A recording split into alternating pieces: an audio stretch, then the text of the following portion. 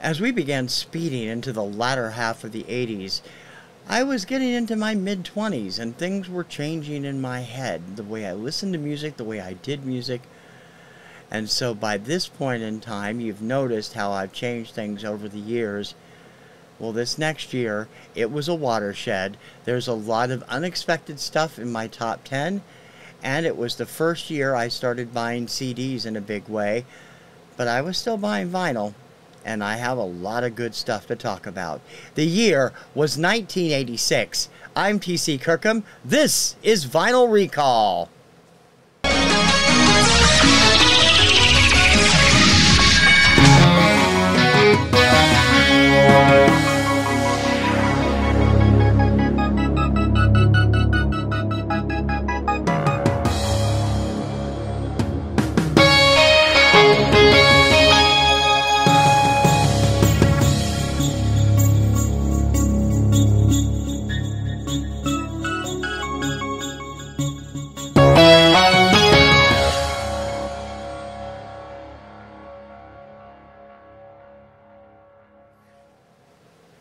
Hey VC, thanks for stopping by. I'm TC Kirkham. Welcome to Vinyl Recall. Of course, I am from TKR Video Central and the Kirkham Report. We're up to 1986 in my top 10 for the year on this show, which is formatted after Vinyl Richie's incredible little thread that he started that everybody was doing for a while. I don't see very many people still doing it. I think they all finished before I did. We're up to 1986. There was a lot of changes in my life this year.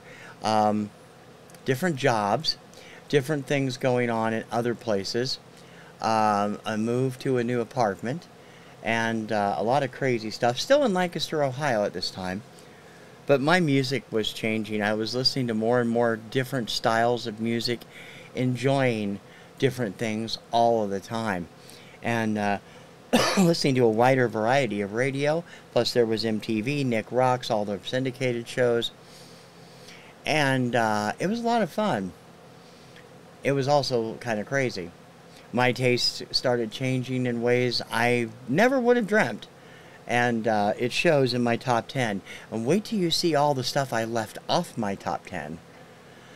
And all of them were on vinyl. And I'll talk to them, and a few on CDs. But I'll run that list down when we get there. In the meantime, let's talk about the top 10 albums of 1986, starting with number 10. It was the first solo album from this gentleman who had led one of the top bands of the late 70s and early 80s, one of the two leaders. And strangely enough, I've liked the solo albums by a couple of the members of the band. I didn't like the other one. But it doesn't surprise me that I loved this because the single was so huge and the album was really fantastic. Played it to death when it was out. And I wish the single had done better on the chart. I think it peaked at number 25, although it spent 3 weeks at number 1 on the Kirkham Report. It was a great song, and the whole album is just as good. Number 10 for 1986, the debut solo album from the Cars, Benjamin Orr, The Lace. This album is phenomenally good. It was out on Elektra, of course, had the giant Elektra thing, and that was the same label the Cars were on. I also like Elliot Easton's solo albums. I've never really cared much for Rick Ocasek's solo stuff, but it's not too bad. I mean, if you like his kind of style, I always liked Ben better, and I thought he was terrific. This album featured his hit single Stay the Night, which was the song I was talking about. Also, Too Hot to Stop, In Circles, Skyline, When You're Gone, Spinning, Hold On, The Lace, That's the Way. And This Time Around. He is the only member of the Cars, I believe, to have a top 40 solo hit. Rick Ocasek peaked below the top 40 with both of his. I don't think Elliot Easton even hit the Hot 100 with the singles from his solo albums. They were all good. And this album, very much in the vein of Drive from a couple years earlier that the Cars had put out, which Ben did the lead on. It was, in a word, fantastic. And we lost him so young from cancer. He was not, I don't think he was even 50 years old yet. An amazing performer, and I wish that he was still around because I think he'd be still making great music. Number 10 for 1986, Benjamin Orr and the Lace. Number 9, Laugh If You Want To. This album was a monster, and it deserved to be. This album helped me discover his previous 3 albums, although I had a single or two by him from a couple of the earlier albums. And this album was the one that exploded him. Here he was, performing around all the pop and teeny pop stuff going on, and then waltzes in with that slow-moving, wonderful ballad on the tenor sax, and made himself a household word finally. Now, despite the fact that it's an alto sax that's pictured on the back cover. He plays both, but he's mostly known for the tenor sax. At number 9 for 1986, Kenny G and Duotones.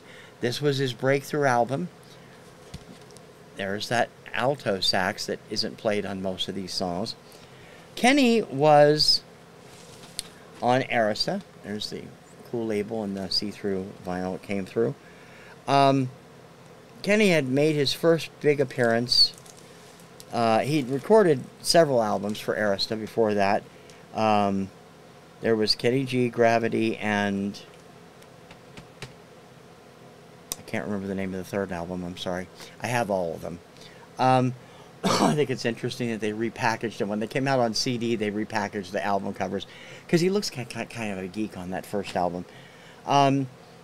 The first place I heard him, he was doing session work in one of his earliest jobs on Miko's Ewok Celebration album in 1985. Now, he had been, of course, had released a couple things before that. Or that was at 80. Was that 84? 84. Sorry. And this album, oh, I played it to death. I have it on CD. I have it on digital. Love this, and I've been a big fan of his ever since. What Does It Take to Win Your Love? Don't Make Me Wait for Love. Sade or Sadie, S-A-D-E. Esther, Slip of the Tongue. Songbird, Champagne, You Make Me Feel. Midnight Motion, and Three of a Kind. And as much as I love Songbird, my favorite song on the album is Champagne. I always loved Champagne. I think it should have been a single. I don't think it was, in all honesty. This is a top-notch smooth jazz album. Yes, it has easy listening tones to it, but hey, you know, I like that kind of stuff, and so do millions of Americans, because it went double platinum. Number 9 for 1986, Kenny G and Duotones. Number 8, as I told you a couple shows ago, I began to get into New Age music as background for writing, because one of the stations I would listen to later on, starting in 88 or 89, was playing New Age music instead of beautiful music. They had kind of morphed into, one had morphed into the other. And, but this was actually recommended to me by a friend of mine online, or we were not really online, but it felt like, it was like kind of a friendship. It was a long-distance friendship. We met through a magazine ad for a British television show we loved. And she turned me on to a whole bunch of different music, and this was one of them. And as much as I always loved the person involved here, I didn't realize who it was until years and years later. But this was the soundtrack from a television special on PBS, and it is phenomenally good. Number 8, Mannheim Steamroller and Saving the Wildlife. What a fantastic album this is. Beautiful gatefold with all the animals and the statistics about them. I'm going to need my light for this one. Rhinos and Elephants, Dolphins and Whales, Wolfgang Amadeus Penguin, The Florida Suite, Barbecue Everglades and Sunset, Wolves, Tamarind Monkeys, Grizzly Bears, Tigers and Lions, Eagles, Amanda Panda, and Harp Seals. Each one of these songs played behind a different segment on that show. The man, of course, in charge of Mannheim Steamroller is Chip Davis. Chip Davis was the brainchild, so to speak, in the songwriting department and in the ad copy department of C.W. McCall. The other half was Bill Fries, who actually did the performing on the character. I did not know Chip Davis was involved with those back then. And he does some incredible music with Mannheim Steamroller. Number 8, Saving the Wildlife. We're up to number 7. And I liked this kid from the beginning, but I didn't know whether or not he was going to be really good. The first single was kind of out there, but I knew he was working hard to learn his craft, and by the time he was 15, 16, he was getting very good. Now, I'm the first person to admit he doesn't have the best singing voice in the world, especially here. He's gotten better over the years, but he has other people performing with him, and there are a couple of songs on this album I would not turn away for anything. He deserves better than he got, and he still does. I have a lot of his music. I got a ton of it. When he did a pledge music thing a few years ago, I was able to get all of the stuff I was missing. I really have always enjoyed his guitar work. I've enjoyed his songwriting. And he had that huge legacy to live up to. And in all honesty, I think he's done it. Number 7 for 1986, the debut album from Dweezil Zappa, Having a Bad Day. He was 16 when this came out. He was best known as an MTV VJ at that point. He would go on to do several TV shows of his own, get embroiled in family controversy with his brother Ahmet. He had a TV series called Normal Life with his sister Moon in 1992, I think it was, a sitcom. He did a cooking show with his then girlfriend Lisa Loeb called Dweezil and Lisa. But going back all the way to his stuff here, Having a Bad Day, Blonde Hair, Brown Nose, You Can't Ruin Me, the Pirate Song, You Can't Imagine, Let's Talk About It, Electric Hoedown, I Want a Yacht, and I Feel Like I Want to Cry. His singing isn't the best, but I Feel Like I Want to Cry is a terrific ballad. And Electric Hoedown, one of the best electric guitar songs I have ever heard. And he'd only been playing for about 2 years at the time this came out. It is phenomenally good. And I wish people had paid more attention. I know he's got his fans, and if you are a fan, you know how good this album is. He got only successively better as he got older. Number 7 for 1986, Dweezil Zappa and Having a Bad Day. Number 6, talked about this. I like this album better than the first album, although the first album also made my top 10. The song choices are better, and although it wasn't the success in his native England that the first album was, and this didn't do anything, I don't think it even rippled here in the States, it is the superior of the 2 albums that were released in the States. There's a third album from Japan that was only released in Japan or Germany or somewhere that I still haven't, purchased, and I didn't even know about until a couple weeks ago, and I'm going to find it one of these days. Love this guy. Love his voice. Love everything he does. Number 6 for 1986, Color All My Days, the second album from Limahl. Terrific, terrific, terrific album. Love in Your Eyes, Color All My Days, Nothing on Earth Can Keep Me From You, Tonight Will Be the Night, Working Out, Don't Send For Me, Shock, Inside to Outside, Love Will Tear the Soul, and For My Heart's Sake. He does some great ballads on this album. Great up-tempo stuff. A lot of it was perfect for mid-tempo AC charts. But the best song on this album is Working Out. It is a comical parody of the Hollywood mindset, and it is phenomenally funny. He was on EMI Records. Limahl did not get the attention he deserved as a solo performer. And unfortunately, by this time, he'd lost the two-toned hair, really.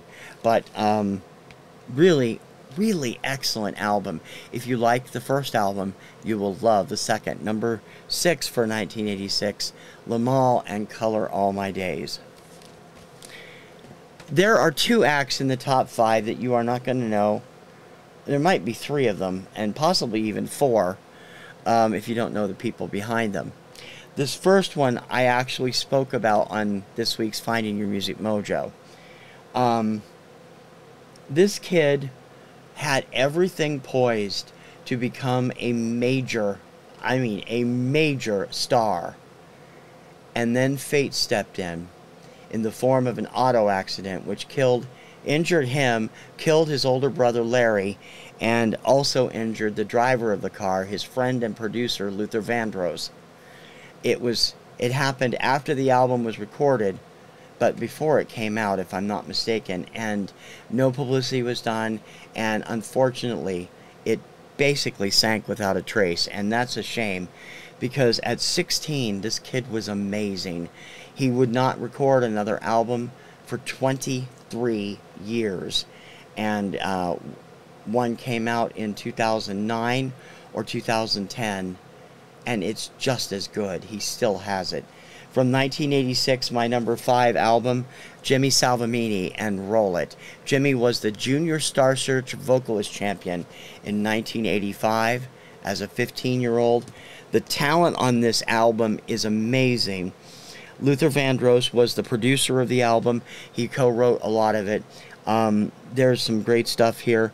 He does Roll It, Love Child, Whether or Not the World Gets Better, which is a duet with, I want to say Patty Austin. Wait a minute. No, Phoebe Snow. Gloria, My Love, Dangerous, Anyone Can See, She's Fascinating, and It's Never Too Late. My favorite song on this album was their take on Love Child. This is the Supremes classic, done as a funk soul number, not like the straight Motown version, but more of an 80s style pop, but with a lot of funk in it. It was fantastic.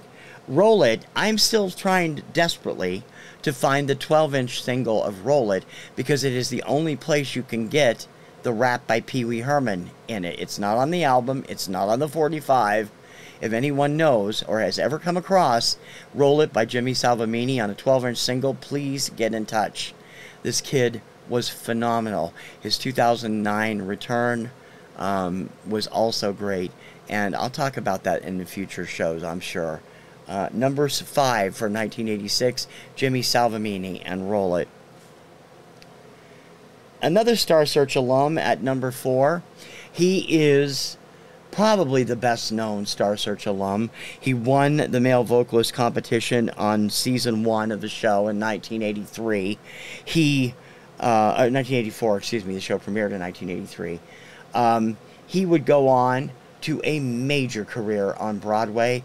He released a film a couple years ago that was a biopic documentary, behind the scenes look at what he'd done his whole life.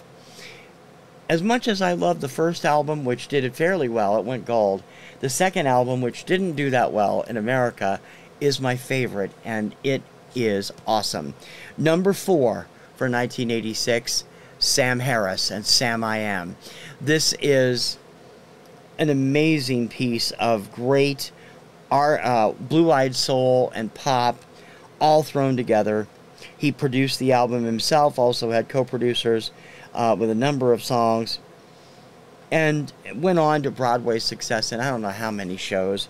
I know he was in Grease for a while. He did a whole bunch of other stuff and continues to record. He has great other albums that have come out over the last 30 years that are just spectacular.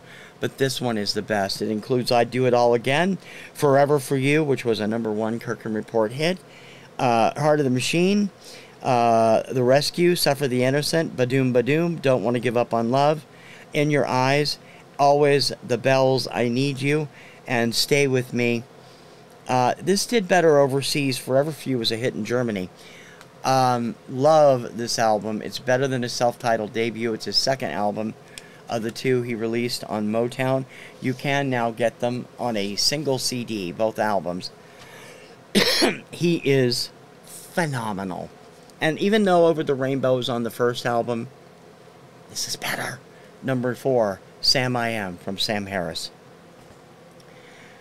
Number 3, we're going back to New Age. We're also going into soundtracks again. I purchased a copy. I'd never heard this until I found a copy of the CD in a cutout bin in 1995, 96. It was $1. I bought it, listened to it, and listened to it, and listened to it, and listened to it. It never left my CD player. I found a copy of this in one of Adam's sales from Record Crate. on vinyl, and I'm so glad because it lets me talk about it here, because this album is absolutely one of my favorite synthesizer-based, energy-filled albums of all time. It is the soundtrack from the television series of the same name. At number 3, William Goldstein and Oceanscape. This album is amazing. It has, of course, being a soundtrack, it does have different themes that are slightly different from some of the other stuff, but I tell you, this is just brilliant.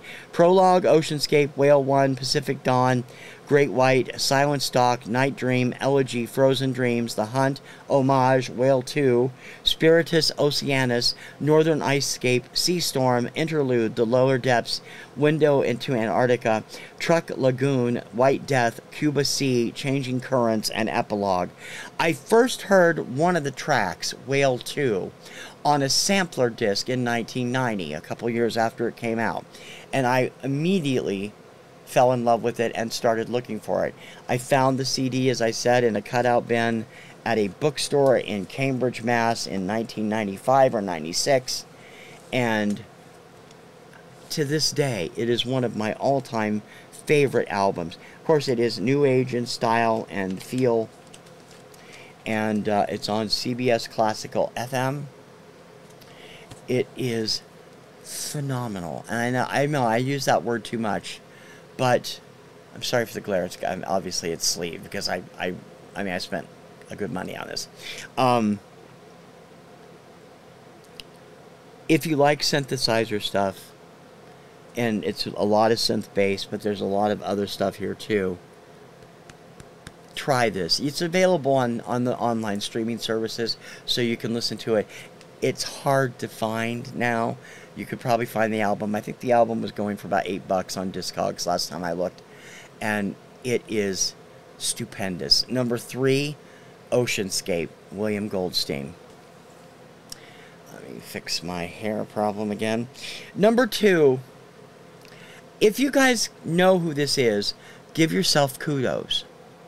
This guy has been involved with so many different bands over the years that he's hard to keep track of. I'm going to be doing an influencers on him later this season and all the different bands he's been a part of.